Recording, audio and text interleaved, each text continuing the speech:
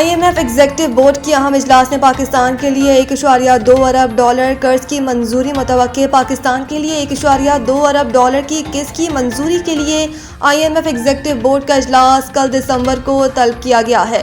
عالمی مالیاتی ادارے کی جانب سے IMF ایگزیکٹو بورڈ کے اجلاس کا شیڈول بھی جاری کر دیا گیا۔ ذرائع کا کہنا ہے کہ IMF ایگزیکٹو بورڈ اجلاس میں پاکستان کے لیے 1.2 ارب ڈالر کی قسط کی منظوری دی جائے گی۔